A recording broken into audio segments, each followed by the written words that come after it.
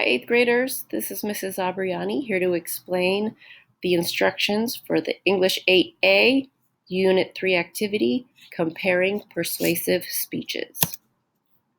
In this activity, you'll analyze two speeches. One is called The Cotton is King, and another is called No Compromise with the Evil of Slavery. It contains blue links for each one of these speeches, which you could click on to access the actual speech, which you will read and analyze. There are three parts to this assignment, so I'm going to start by going over part A. After you've read each speech, you'll do part A.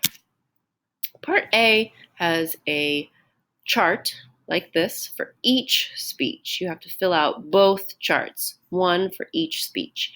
The first box of the chart will ask you to identify the speaker. The speaker is who is giving the speech. The next box will ask you the occasion. That's the when and the where the speech was given. You may not be able to figure this one out on your own, so talk to your teacher, make a good guess, or Google it.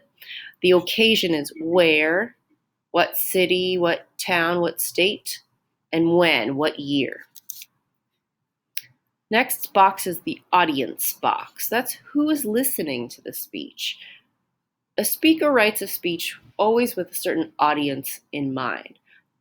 Is the speech written for the listening ears of voters? They're trying to convince to vote a certain way? Is it geared toward, farmers, trying to get farmers to farm in a new way? Is the speaker trying to access the ears of Northern Americans, Southern Americans? What's the audience? Who is the speaker reading their speech to? Next is the purpose. Once you figured out who they're reading to, the audience, why is the speaker reading that speech to that audience? What's their purpose? What are they trying to get that audience to do or think?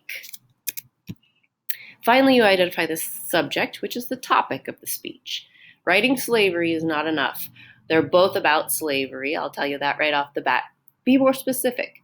Was it about why slavery is bad?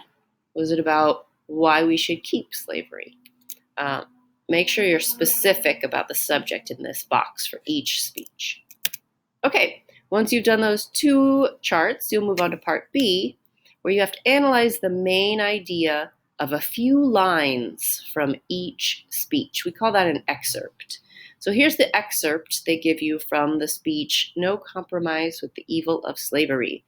As you're reading these lines, I would recommend highlighting important words, underlining and Googling to look up the meaning of words that maybe you don't understand. In order to find the main idea, you'll have to do all those things. And I'd be happy to help you. We could discuss it on the phone, or Google these words together and put the pieces together to make sense of it. Because your goal, after you've read it and made sense of it, is to explain what it means, basically. And you would write something like, the main argument of this excerpt from William Lloyd Garrison's No Compromise with the Evil of Slavery is blah, blah, blah, blah, blah. Okay? Here's the excerpt they give you from Cotton is King, the speech by James Henry Hammond. Same thing. Go through, highlight the main ideas, look up words you don't understand. Talk to a teacher if you still don't understand reading it on your own, because your goal, again, is to write what the main idea is, or the main argument. You're going to write something like this once you've figured out what it means. The main argument of this excerpt from James Henry Hammond's Cotton is King is blah, blah, blah, blah, blah, in your own words there, okay? So that's it for part B. You're finding the main idea of an excerpt from each speech. Part C, you're going to write a paragraph, and you're going to write it about one of the speeches. Choose one of the speeches. Choose the speech you disagree with the most, okay? And you're going to write a counter argument or why you disagree with it. You should first identify the main argument, like you did in part B. Say what it is again. Then you're going to say why that argument is weak. Then you're going to propose an alternative viewpoint or your opposing viewpoint, explaining why they're wrong. And you're asked to use quotes from the speech, okay? So here's an example. You will write a paragraph that starts off maybe like this. James Henry Hammond's comparison of people looking for work on the streets of New York to captured and beaten slaves is totally inappropriate. His argument that, blah, blah, blah, and you're putting in a quote here, doesn't work because, blah, blah, blah, your own words explaining why that argument does not make sense. Okay, so a paragraph is 5 sentences minimum.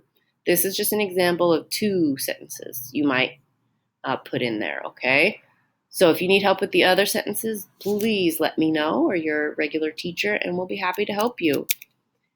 Okay, that's it. To recap, step 1, you fill out the charts. Step 2, identify the main arguments of each excerpt, 1 sentence each.